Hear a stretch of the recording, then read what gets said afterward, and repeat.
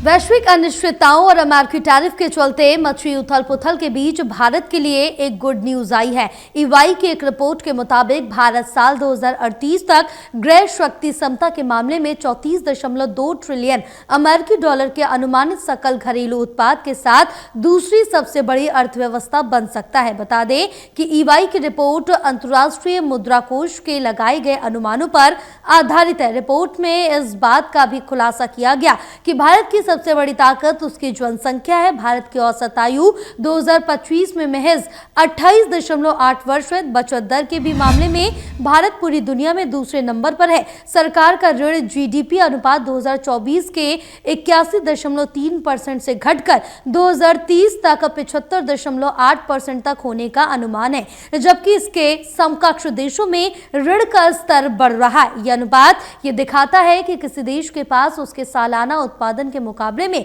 कितना कर्ज है और इस कर्ज को चुकाने की उसकी कितनी क्षमता है। इससे किसी देश की आर्थिक स्थिति का पता चलता है। आईएमएफ की एक रिपोर्ट में यह भी दावा किया गया कि भारत की अर्थव्यवस्था 2030 तक 20.7 ट्रिलियन अमेरिकी डॉलर तक पहुंच सकती है। रिपोर्ट के मुताबिक 2030 तक चीन पीपीपी मोड पर अपनी अनुमानित 42.2 ट्रिलियन अमेरिकी डॉलर की इकोनॉमी के साथ सबसे आगे बना रहेगा। हालांकि चीन के सामने भी दो चुनौतियां हैं, उसकी बढ़ती आबादी और बढ़ते कर्ज का दबाव। अमेरिका इस मामले में मजबूत जरूर बना हुआ, लेकिन उसे भी अपनी जीडीपी के मुकाबले 120% अधिक कर्ज और धीमे विकास दर का सामना करना पड़ रहा। जर्मनी और जापान की स्थिति भले ही बेहतर है, लेकिन यहाँ मध्यम आयु वर्ग के लोगों की संख्या अधिक है और वैश्विक व्यापार पर इनकी निर्भरता काफी ज्यादा है। इसके विपरीत भारत में युवाओं की जनसंख्या सबसे ज्यादा है। घरेलू मांग में बढ़ रही और जीडीपी ऋण के बीच बैलेंस बना हुआ है, जो इसके लॉन्ग टर्म ग्रोथ के लिए